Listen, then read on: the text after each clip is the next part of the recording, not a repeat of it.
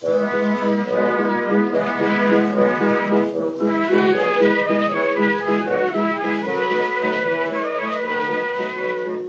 to Loremen, the podcast about local legends and obscure curiosities from days of yore. I'm James Shakeshaft. And I'm James's friend and confidant, Alasdair Beckett-King. In each episode, we unearth pieces of forgotten folklore and hold them up to the searing light of our completely arbitrary scoring system. And now, a story of three banditos. This particular tale is one I think we may have touched on before. I'm not sure it survived the edit when we were talking about Popper Bayliss and his made-up ghost story. I remember Popper Bayliss. And we were talking about Witchwood Forest, a local area to me, which I'm very fascinated with. It's rich with legend and myth. This is the story of the Dunstan brothers, Tom, Dick and Harry.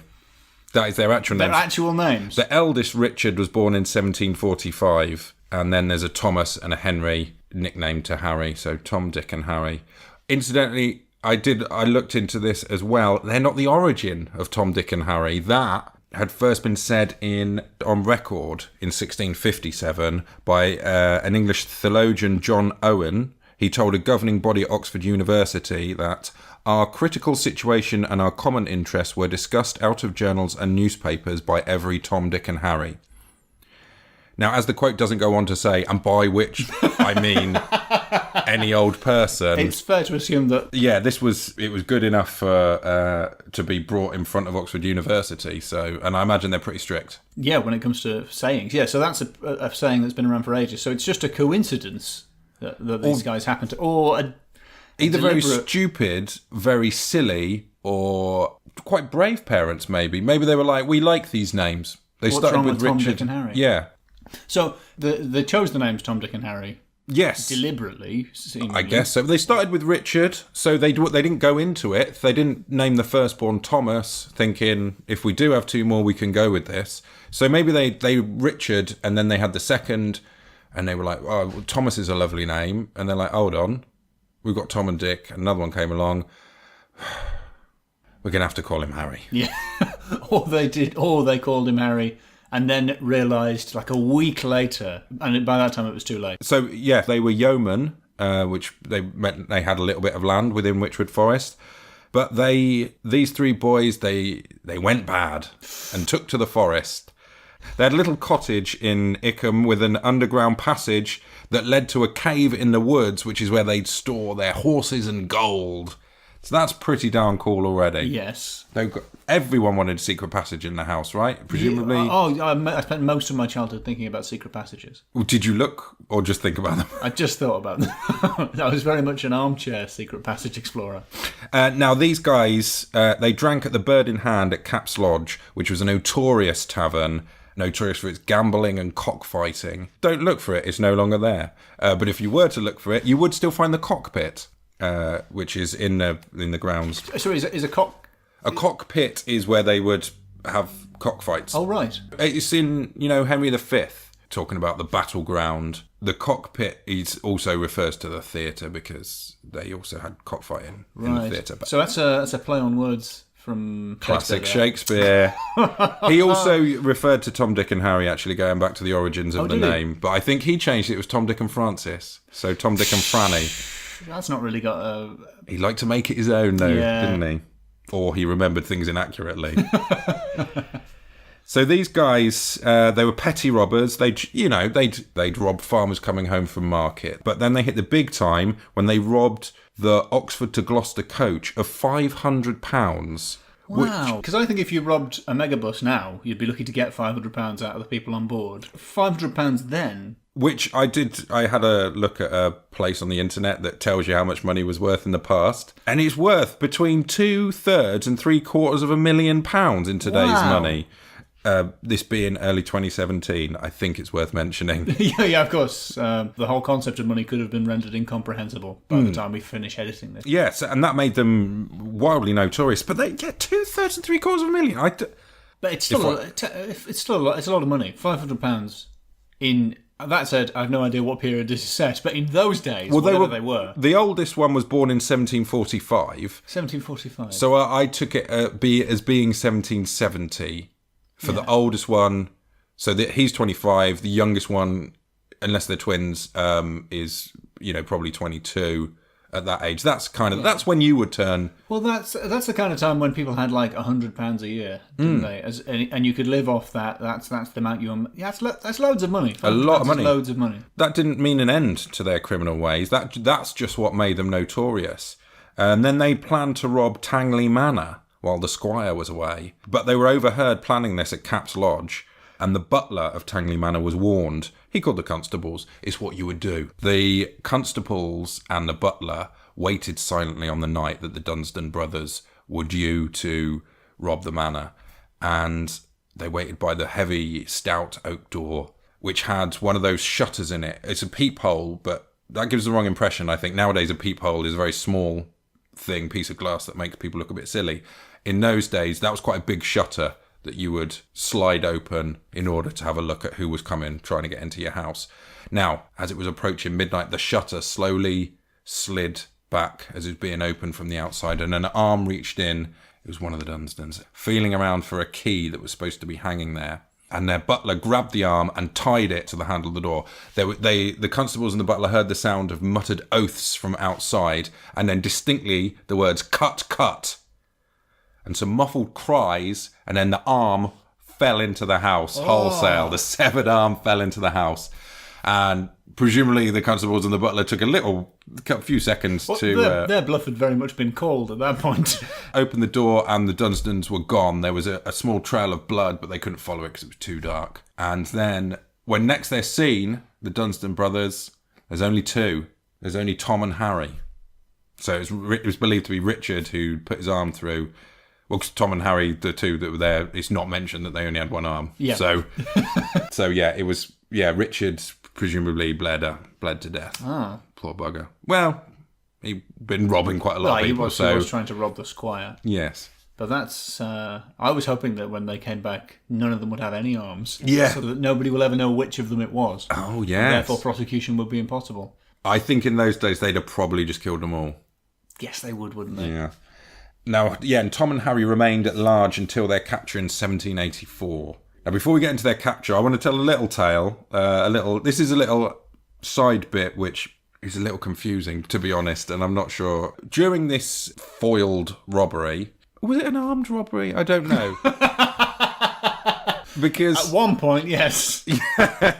And then subsequently, no. It became slightly less armed. It became a one-armed robbery. Yeah. These one-armed bandit. Yeah, he would have been a one-armed bandit. That's if he really died. a real shame. Yeah. He died. There was a labourer from Milton under Wychwood, nearby, who was working a neighbouring farm, and he'd been brought in as some muscle to help protect Tangley Manor, and he had a blunderbuss, and he fired it from an upper window at the departing Dunstan brothers. Tom and Harry got to find out who did this. They knew his name and where he worked, and their motto was an eye for an eye, a tooth for a tooth.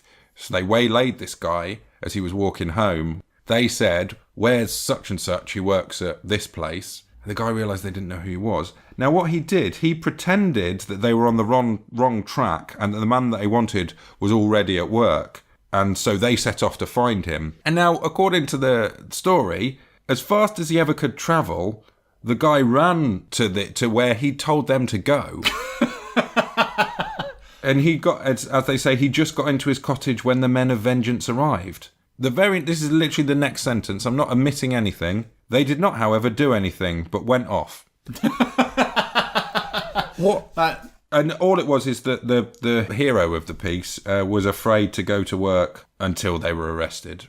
That isn't odd. That story makes no sense. No, and I now thinking this is another of these Wychwood Forest-based lies, because he didn't go to work after, so he shot them out the window and then stayed off work until they were hanged. I think he was a little bit annoyed that they got hanged. Yeah, because he's skiving. To realise they don't know who I am, but I better be honest and tell them where I actually live. Then run and get there before they do. And then he got there, and then they came, but they did nothing, and they went off. So, and then he was like, well, I can't come into work today because there's some banditos out to get me. Yeah, that is a lie. That's a bad lie as well. It probably started out, I've an idea that they know that it was me that shot at them, and their catchphrase is an eye for an eye, a tooth for a tooth. Well, they didn't invent that. Well, I'm not coming in today. They really should have chopped someone's arm off if that was their butler. catchphrase. Yeah, the butler should have chopped the butler's arm off. Yeah, and then the guy had to say, "Oh, I bumped into him, and so I knew that they were after me." I was like, "Well, why didn't they kill you there?" And he says, "Because I pretended that I wasn't me, and then I told them where I worked, and then ran to that place." Confusing. So Tom and Harry got caught because they were gambling at Cap's Lodge, which it sounds like that's not what they got caught for. That was illegal. But Cap's Lodge, as we've just an incidental crime. Yeah. While they were there, they bragged that no one would. Now, again, I want to get this exactly right. They are quoted as bragging that no one wouldn't take them, which is annoying for its double negative. And the landlord jokingly said, "Well, I could take the pair of you." And there was some horseplay. He pretended to get them. The Dunstans pull a gun and shoot him. Fortunately, he's got a load of cash in his pocket, a load of change, and it ricochets off that. Now, in some reports of this story, the barman's killed, but the main version that I've got didn't seem to bother with that. So either it didn't happen. Was the barman killed by a bullet ricocheting off? I hope it was. Because that's pretty exciting. That really adds some spice to the gumbo, but we'll never know. And Tom and Harry, they're waylaid by the people of the pub. This is too far. I mean, you can gamble here, sure. You can brag about your crimes, and you can plan your crimes here. You can fight as many cocks out there as you want to, mate, but you don't shoot at our landlord. They turned on them, they grabbed them, they were taken to Gloucester where they were hanged, and then they were gibbeted. Is it gibbeted or gibbeted? I think it's gibbeted. Good, because that's the one I went with first. 50-50. They were gibbeted. They were gibbeted and then gibbeted. I know. And to add insult to injury. They were gibbeted on Habergallows Hill, which is right next door to Cap's Lodge, so it's a little bit of a warning, I think, to the miscreants that drank there. And until at least the early 1900s, there you could see engraved in the bark of the tree TD and HD, and the year 1784. So that was where marking their hanging. Marking their gibbeting. They were hanged at Gloucester and then their bodies brought. What is gibbeting? It's being put in a cage and hanged in a tree. Right. Are they already dead, or are they just nearly dead at that point? It's not a hard and fast rule. I think you can be killed by gibbeting, famously at the beginning of Willow. I think he's being killed by gibbeting, or you're already killed and then your body is just hung up as a bit of a warning. Yeah, you sort of think that maybe the cage isn't necessary if the person's already dead. Yeah, that's true. I think it's just to keep the bits in. Yeah, I suppose. So that's It'd be like, you could just put them in a bag like people do with like dog poo when they scoop it up and then just throw it in a hedge unnecessarily. Oh, and it hangs. And it just hangs there like a warning. Yeah. Like a poo gibbet. Oh, there's a guy up the road who... It's awful how much there is in this alley up the road. It's absolutely disgusting. It's clearly a big dog as well. It's horrible. It makes me so angry. I just want to actually, every time I walk past it, I've now actually had to change my route because it's so disgusting. It's lot of poo. Obviously all the poos this dog is doing is done just in this alley. That one alley. In this one alley, yeah. Oh. First of all, I wanted to just put a sign up saying, "Mate." And I think I'd leave it at that. You might need to go. I think it's pretty obvious. The amount of... Would that be in italics? Oh, yes, definitely. Fair enough. In that case, it's clear. It might be 3 or 4 A's in there as well. Mate. Maybe a Y. Mate. Yeah, I can see that. Or I thought of putting a little pretend camera up there and saying, with a sign saying, "Mate, you're on camera." Yeah, it was up in my game. But then I think I've decided just to put a bags, like a little box dispensary of bags. That is the most passive-aggressive of all of the options. Yeah, and that's what he brought me to. It's horrible. Anyway, so yeah, that's the story of the Dunstan brothers. Very much the Bee Gees of the 18th century. Crime I scene. remember that time when the Bee Gees were being interviewed by Clive Anderson, and he got one of their arms. and they shot and him. Barry Gibb didn't like it. Yeah, cut it clean off. Yeah. And they never saw More Maurice test. again. So it's time for scores. Yes. Is it Dunsden or Dunsdon, brothers? Dunsdons. It's spelled with an O. Dunsdons. Yes. But we would call that the Dunstons. The Dunstons. Dun. The Dunstons. That's not a stutter. I don't think that's not how people talk around there. But you could sort of say, the Dunstons! Which is how I assume they started their crime. Definitely. That to the sight of an arm coming in through an aperture. Just on its own. No, After that, they went and retrieved the arm, and then they would use it to just test the waters in future crimes. So, what are your categories for scoring? Right. First up, we'll get it out the way because it's going to be a low score, but it's a traditional one. Supernatural. It's a hard, cold 0 for Supernatural. And most of it's quite plausible. It's very for a natural. change. So it's all completely believable. Okay, then I'll take that 0. True crime. Come on. Well, The flip side of that they're coin. kind of like a proto-British gangster flick protagonist. Yes. That was almost a sentence. It had a lot of words in it, so Yeah, I got proto in there. That's a nice prefix. What do you want? they're a little gangster troupe family, little mafioso, So I think it's a high score for true.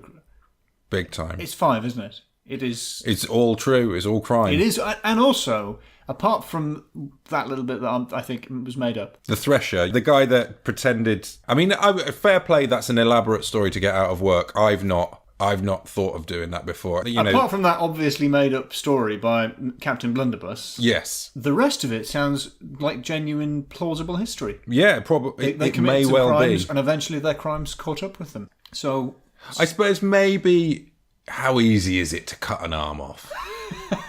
We've all seen the film 128 Hours Later. What? yes, that's the film about the man trapped in a crevice with a zombie. I think. Yeah. I've confused crevice with crevasse as well. So Is crevice just a both made tiny little mistake. wrinkle? Crevice is a bit too small. You can't get trapped in a crevice. If you were trapped in a It'd be crevice, just your finger. Yeah, I'm trapped in a crevice. you don't need to cut your whole arm off for No. that. I think it's a solid 5 for Wait, true crime. did we finish off why we were saying have I about the film 128 Days Later? I can't remember what we were saying. 100. Yeah, he chops his arm off in there. Oh yeah, that seemed pretty. He did only use a penknife, but like I think armed guards, the squire's armed guards, could make short work of a burglar's arm. no, they didn't cut his arm off. Oh wait, the lads outside. The two brothers did. But they'd be carrying weapons though, wouldn't they? They would have weapons, and I suppose you would have to. You'd pick a joint. You're not going to try and go through a bone. Do you think they went at the elbow? I would.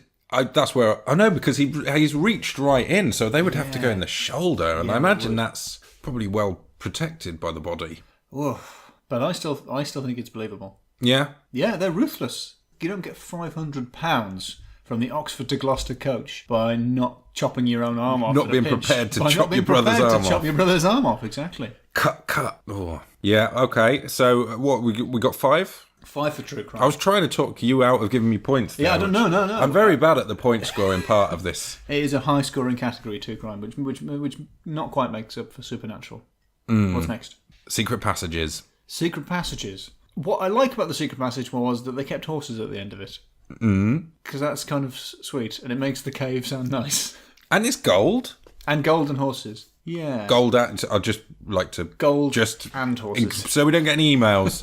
It was gold and horses, not golden horses. No. And as a consequence of it not being golden horses... I've done it again. Yeah, you've done it again. I'm going to lower that. What would have been quite... There aren't I'm many- going to give it 3 because there is only one secret passage, whereas the category you gave me was secret passages. Oh, stupid. So yeah, so I'm going to say 3. So an average number of secret passages. Above i.e. average. 1. Above average. Well, the average would be none. Or would the average be none? What, are you saying that there may be more and I don't know? Well, they're secret. Okay, so if we imagine that secret passages are actually... 10 a penny. I'm talking you And out. the fact that there's only 1 in this story... Damn it. It's down to 2. It's down to 2 now, James. Hold your tongue, Shakeshaft. You're doing well. So that is 2 for secret passages due to the below average number of secret passages in the story. Okay. Dismemberment. I think we've covered that perhaps with the There's true only crime. one dismemberment in the story, but it's so good that I'm giving it 4. That's very generous, thank you. There you go. You could have said, but he's still got his other arm. Yeah, there's 5 arms that haven't been chopped off. I could have had a whole gibbet just with arms. Yeah. Naming, my favourite. Naming is a good category. None of the names are outlandish, but Tom, Dick and Harry, come on. the audacity of naming your criminal trio children Tom, Dick and Harry, that's got to score highly, hasn't That it? might have been what turned them to crime.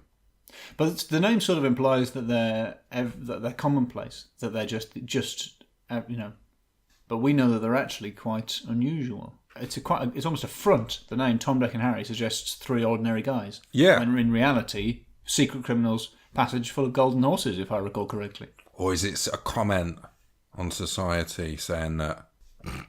Nearly choked on my own tea. Yeah, the profundity. The profundity got me right in the back of the throat there. Yeah, me too. Oh. So I think for naming, I think it's 4. Because Yeah. to meet the real Tom, Dick and Harry, that's a treat. Yes, I agree. So there's no point actually adding those up. I think you talked yourself out of a higher score there. I think that's a decent, but not quite as spectacular score as it could have got. Considering there's nothing ghostly or supernatural in it, I think it's compelling. It has a compelling... Yeah, for a bit of social history. Yeah. It's a really nice story. For a story about any old Tom, Dick or Harry. So next time, actually, you hear someone, your nan, say, any old Tom, Dick or Harry, think, yeah, cut your arm off, nan, as soon as look at you.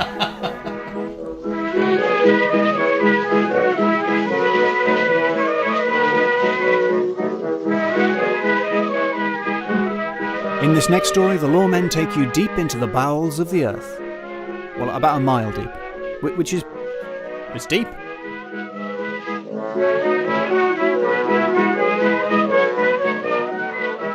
Would you like to hear a story from Shillbottle Colliery in Northumberland? Shillbottle Colliery? Shillbottle Colliery. Yes, I would, please. I keep saying Northumbria, which doesn't exist, but is the old name for the place. But it's Northumberland. So if I say Northumbria, I'm sorry.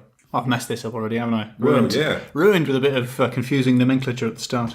So this is a story from Shillbottle Colliery, and it is the story of a bogle called Blue Cap or Blue Bonnet. Bonnet being a kind of a cap. This is a sort of a ghost of some kind of a spirit who works as a... Because my understanding of a bogle is that it's a dance. Oh, I've never heard of the dance bogle.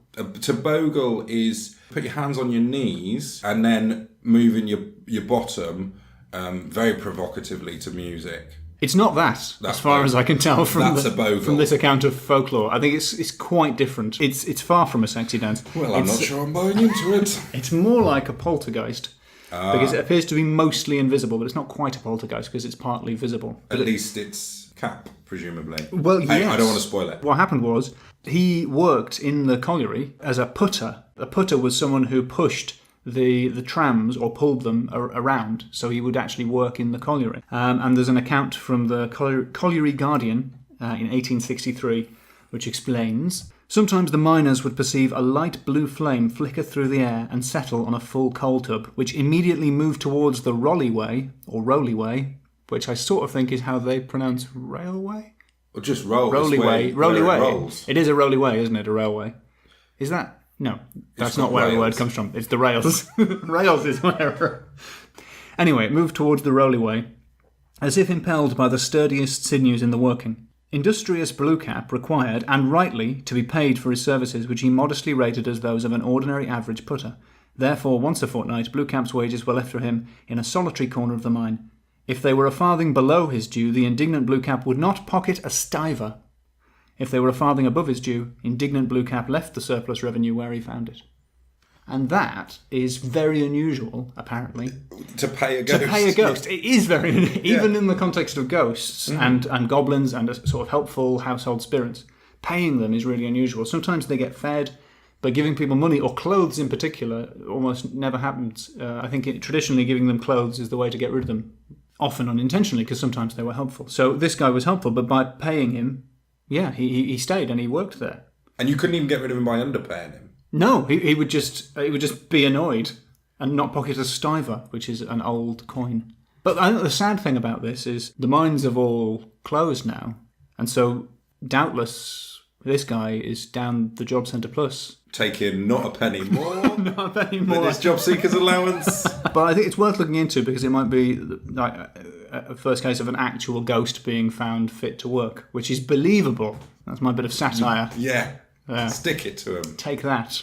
In fairness, he was actually fit to work in this particular instance. Presumably, he's not like the ghost of a collier or anything like that. He is a separate entity. Yeah, he's more of a magical sprite, I think, who just happens to work in a colliery. But presumably he was around before the collieries, so like sure now he's unemployed, but he was unemployed for thousands of years before, and he didn't even have the idea of a purpose. I suppose only a few sprites are lucky enough to have a brief job at a colliery. I do feel bad for the guy, the blue cap. What was he called? Blue cap or blue cap. or blue bonnet. Blue cap, blue bonnet. It's a very unusual type of spirit, and it very unusually was paid to work in heavy industry. Yeah. Which is quite strange. Like, how did they realise that he needed payment? Because what did he do if he was underpaid? He would just not take the money. He would not take the money. There was no other repercussions. As far as I'm aware, no. He was a very helpful spirit.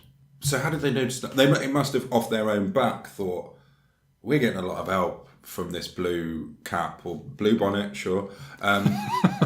We really should pay him. And then after a while, they thought, should we maybe take him? He doesn't know how much he's being paid. We'll just take a few farthings less. Oh, he hasn't taken a stiver. The next morning, they realised. Perhaps we should pay him more. That's a crazy kind of logic. You got to wonder why the colliery went out of business.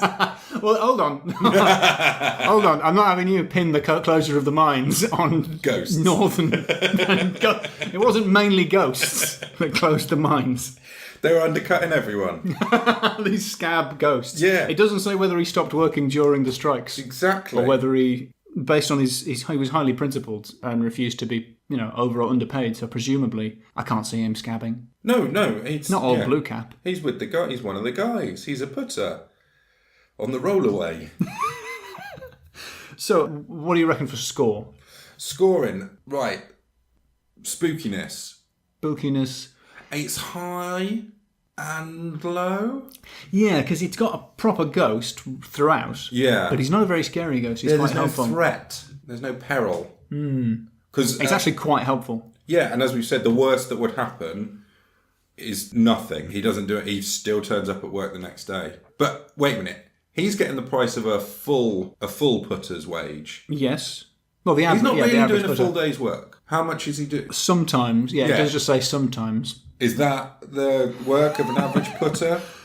I suspect that occasionally just floating in and moving one coal tub is not quite as much work as the average putter. No wonder they put the money in the security. That's where he's off having a little fag, probably.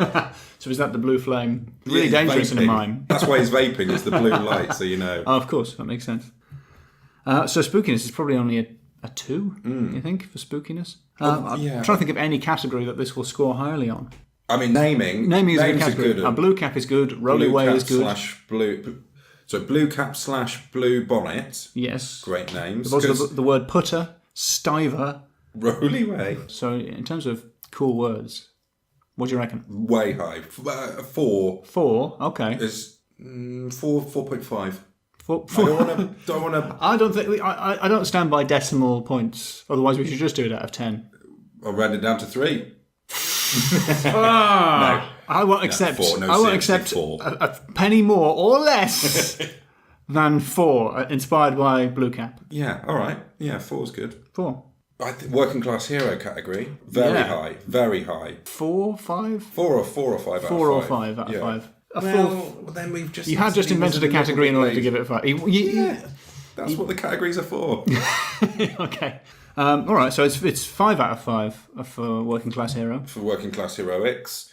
To be honest, if you're down a mine and a little blue flame appears, that's bad. Flames and mines don't go together. I don't think so. But what a nice treat to discover that it's actually just pulling its weight. A flame appears and things move seemingly by themselves. Might it not be a small explosion? These sort of things, like a will-o'-the-wisp, is a naturally occurring flame that appears in a bog that lures people to their death. You're warned against it, right? Yeah. So normally, a will-o'-the-wisp is a bad thing. You don't want to follow it. There is a natural explanation for what that is. But the myth is sort of also serves as a protection for people just wandering off into a marsh, because basically that means it's marsh ground, so you might sink and drown if you followed the will-o'-the-wisp. Whereas this is saying that flames in mines, that's cool. They're here to help us. That sounds like that was invented by a shoddy or evil colliery owner who just wanted his staff to shut up about the small explosions that would sometimes happen down the mine. So it's old Blue Cap, give him some money. Not too much. A canary dies in a mine, everyone runs. You've turned this all around like 12 Angry Men. To begin with, we were both in agreement that Blue Cap was a good thing. Now you're persuading me that it's a scam. Yeah, I don't know whether he's some sort of company shill or working class hero. So maybe working class hero points. Maybe we've got to take some away. Are you shaving off working class hero points? I mean, I'd love to shave because if your conspiracy... Well, it's not possible. They come off in full units. So it's 3. No decimals here. 3 on working class hero, just in case he was working with management in order to cover up safety problems. Yes, that's exactly what I'm saying, Alasdair. Well, that is a body blow for me, and probably... For someone that doesn't even have a body as well. He's just a cap. Well, yeah, I don't know. That is going to be very bad news for the people of Shillbottle. Well, for them to be betrayed by one so trusted. I just call it as I see it. Sorry, Blue Top. Blue Cap. Whatever. It might have been nice for him to have a sense of purpose during his, as we said, during his infinite lifespan. He had a sense of purpose for a bit. Alternatively, that might have been annoying. He had to have a job. It might have been interesting for like the first couple of weeks, but a couple of 100 years or whatever it would have been, that would have been a little tiresome. Because a job's fun. New jobs are fun for the first couple of weeks, and then once you've learned how to do your job becomes boring. Far be it from me to criticise you, James, but I think maybe your and I experience of the jobs might be different than the experience of working in mines in the 19th century. I'm not sure it was one of those things that, it's quite fun for your first couple of days when you're 11, but after that it gets a little boring. I think anything's fun for 2 weeks, maybe, apart from... Even working in a Victorian mine. Even fun for 2 weeks. Victorian mines. Oh, well, I think that sad note is the end of the story of Blue Cap, the corporate shill. I've got some stuff I've got a basement, and it's got bad down there. I've just been putting stuff in boxes and then putting it in the basement, and that is my ticking time bomb of my house. Are you offering a job to Blue I'm saying Cap? If he likes working underground, moving stuff around. So once again, the solution is just for people to leave the northeast and come to the south in order to find work, instead of investing in northern infrastructure. I'll pay him exactly the amount of money. Exactly the or maybe I'll just underpay him, because then I'll never have to pay him. Do I have to register in PAYE, and will he need a workplace pension? No, because he'll live forever.